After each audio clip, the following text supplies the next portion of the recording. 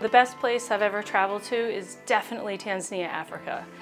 Culturally, it was so different. I got to go on safari for 3 days and see all different animals. And because I went on a small group, I got to experience like almost the animals one-on-one at times. It was just myself and 3 other people. I probably am going to say the best place I've ever traveled to was more about the experience, which was my first study abroad experience. I was able to go to Lisbon. I was in college and they had this opportunity for me to try it out, and I did, and I just feel like it was my favorite trip because I didn't know anyone. I got on a plane literally and got off in Portugal and did not have a place to stay. I had to find my own housing and everything, and I just really appreciated the independence, feeling overwhelmed at times, but just saying to myself, I know you can do this.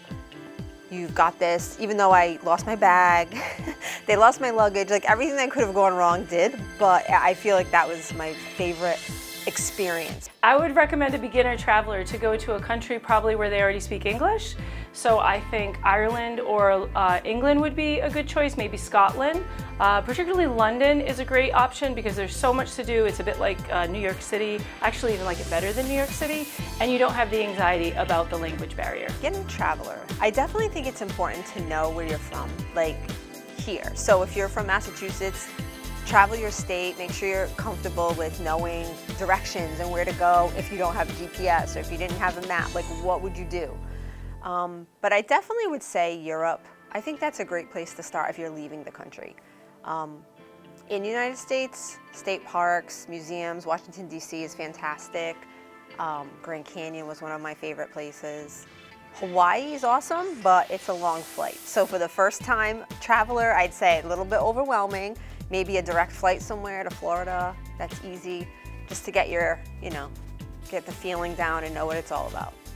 There's 2 things when you go to look for a flight. Once, there are a couple of companies out there that are super cheap. So WOW is a new airline that's fairly inexpensive, but these inexpensive airlines don't have any luxury to them, so you kind of have to be willing to bring your own food or pay for everything because they nickel and dime you. The other thing you have to be aware of is flying in the middle of the week is a lot cheaper than flying on weekends. And the last thing is when you search for a flight, your computer gathers the cookies and the airlines track that. So the more you check a flight, the more expensive it gets. You have to be sure to clear out the cookies on your computer so that they can't track that you've kept looking, because the more they know you want it, the more they raise the price. My tips for flights would definitely be to do your research. I think sometimes people jump at the oh look, this $99 flight somewhere or $59 flight, but then they don't read the fine print and now they don't have a bag or they don't have this or whatever it is, and they start adding up all those fees, and then it didn't come out any cheaper than it would have been if you would have taken the one that said it includes this, this, and this. So I definitely say do your research, compare sites.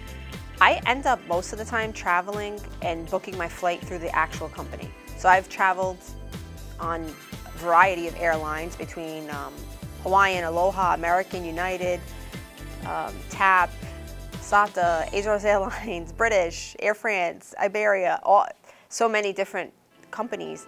And I have to say, most of the time, the best deal I got was right through the check. I actually don't have a site. If I can, I'll go straight through the airline because sometimes you can find the best deals that way.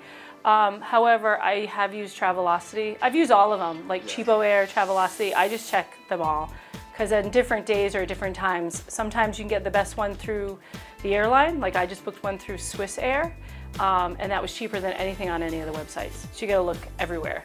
When booking a flight, I like to compare. So I will go on Travelocity, Expedia.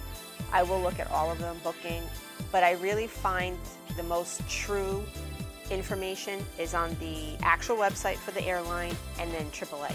I like AAA pricing and also very good description of everything you're going to get for your money. No hidden fees or costs. So I definitely feel like those are my 2 most reputable, and I haven't had any issues or concerns.